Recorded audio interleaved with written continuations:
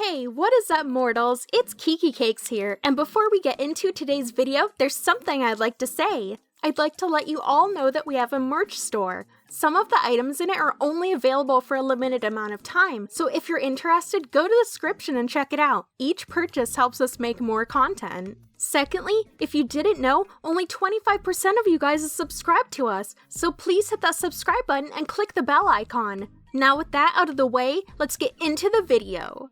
In this deep dive, we'll be explaining the heroes from My Hero Academia. Heroes first appeared shortly after the emergence of quirks, where they would try and help tame the chaos the new quirks caused, but they were considered vigilantes since there were no laws at the time for heroes. The pro-hero system was first implemented in Rhode Island in America under the Rhode Island New State Statute. This system affected 189 vigilantes, but out of those vigilantes, only 7 were accepted as official heroes.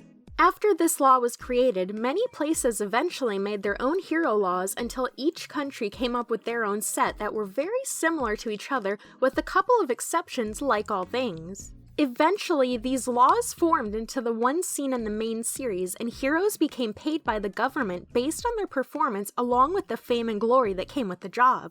However, there are some sticklers who don't believe in the hero system, instead opting to become a vigilante instead of a pro-hero like Knuckle Duster, Popstep, and the Crawler, who regularly help people by dispensing justice.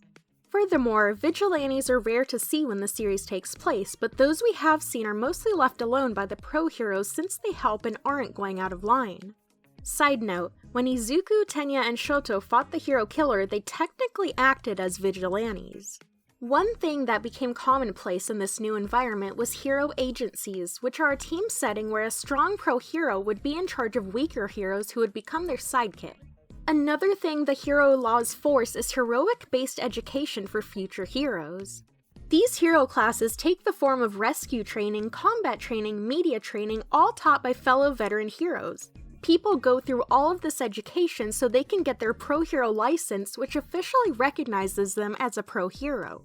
Side note, some notable hero teachers include, but aren't limited to, Aizawa, All Might, Midnight, Present Mic, and Gran Torino. The hero license allows heroes to use their quirks freely, although we currently don't know if there's a final test to get the license.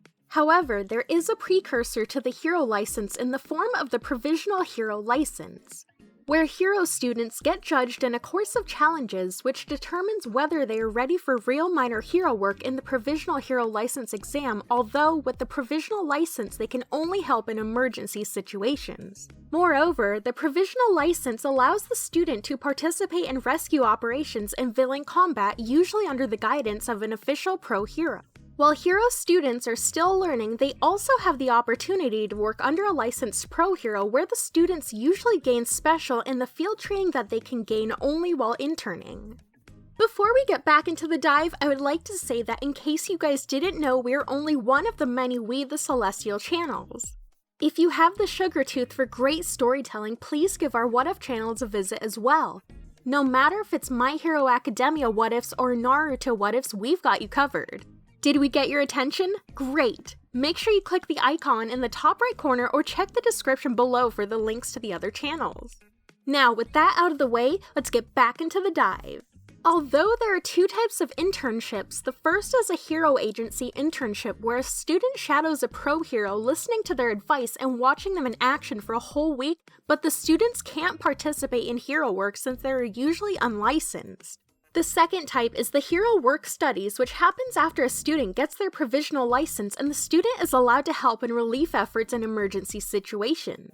That allows them to gain real experience, and it can help them get noticed by pro-heroes who might hire them after graduation as a sidekick. Hero students also have a big discussion to make when they're young, and that's choosing their hero name. This code name is what they use to identify themselves, and typically whatever they first choose is what they're stuck with. A hero's codename is considered very important for their career since it is seen as a way for a person to imagine what kind of hero they want to be, and they're used to help a hero reflect on their true character. Furthermore, a person may choose to use the same name or a similar one to a well-known hero that is no longer active, but this comes with immense responsibility and pressure to uphold the hero's legacy. Heroes are also known to work either alone or in teams, depending on the type of hero work they do.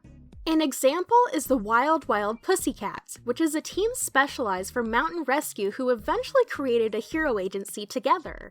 Most heroes work alone, starting their own hero agency somewhere, but occasionally work with other heroes in the field or various missions. Side note, other known hero teams that haven't been listed are the Waterhose, the Lurkers, Buster Union, Oki Mariner Crew, and Team Idaten. Pro heroes also have access to the Hero Network, which is called HN for short, and it's a website that only pros can use, which contains activity reports on fellow heroes across the country and information on known villains, including their names and quirks. Additionally, heroes can use the HN to request assistance for other heroes who possess a quirk that may be useful for a determined crisis. Heroes are also put into rankings biannually where all heroes and hero teams are ranked at an event. The only one we know of right now is the Japanese Hero Billboard charts. These rankings are determined by various factors including the hero's strength, number of resolved incidents, contributions to society, and public approval. Now we'll list off the pro heroes we know, and if we know their ranks, we'll say them.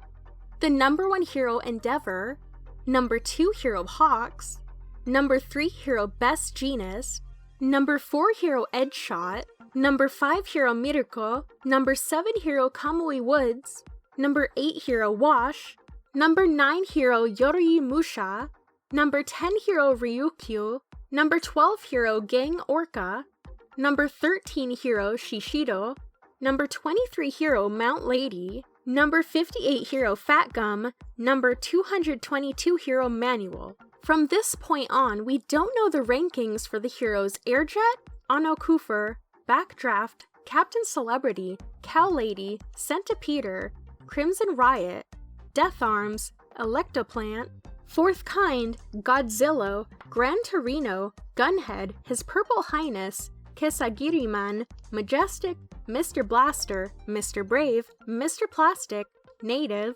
Nikang, O'Clock 2, Pancration, Rocklock, Selkie, Slide and Go, Slugger, Takahiro, Takeshita, The Fly, Uwabami, and X.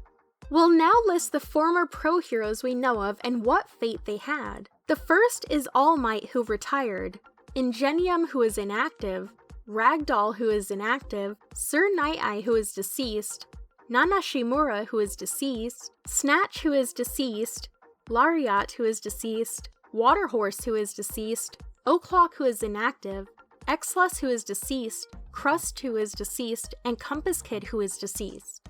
Now we'll list the sidekicks we know of, the first being Bubble Girl, Sirius, Mick, Enigma, Onemu Shinya, Big Shot, Midnight Boys, Gang Orca sidekicks, Flaming Sidekickers, Burnin, Kido, and Onima. Finally, we'll list the known vigilantes, starting with the Crawler, Popstep, Knuckle Duster, Soga Kugizaki, Moyuri Tochi, Wrapped Togage, and the former vigilante turned hero killer, Stendhal. Thank you all for watching this video. Now there are a few more things I'd like to go over before the video ends.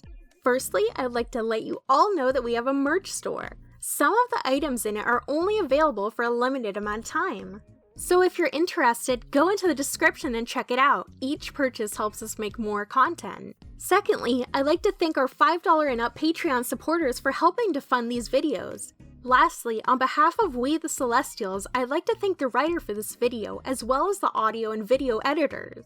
Their details are in the description below. If you're a voice actor, editor, or writer, or if you're interested in becoming one of those, go to the Discord that is in the description of this video and hit up the head of one of those areas. We're always looking for members to join us. That's it from us for today's video, so thank you all for watching, and don't forget to hit that subscribe button if you're interested, and hit that like button if you liked the video. Until next time, peace out mortals, have an amazing day!